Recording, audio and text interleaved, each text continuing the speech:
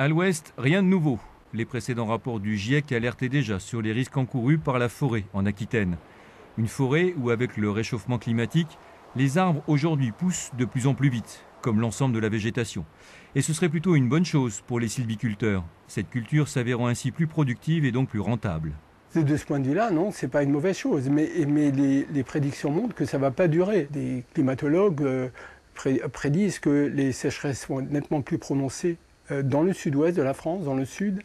Et donc, augmentation de température, réduction des précipitations, notamment en période estivale, donc sécheresse plus forte, et donc la productivité risque de chuter dans les années qui viennent. Dans ce laboratoire de l'INRA, près de Bordeaux, les chercheurs n'ont donc pas attendu cette nouvelle confirmation.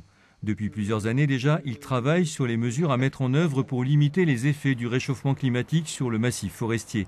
Car si les arbres de notre région en subissent les conséquences, ils sont aussi un excellent facteur de ralentissement du phénomène grâce à leur capacité d'absorption des gaz à effet de serre. On estime généralement que les forêts pourraient fixer de l'ordre de 10 à 15% en termes de carbone équivalent aux émissions de gaz à effet de serre.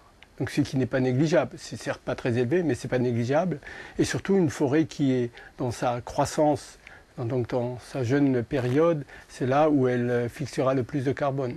Et ce n'est pas tout. Cette même forêt peut également offrir un combustible en lieu et place des énergies fossiles.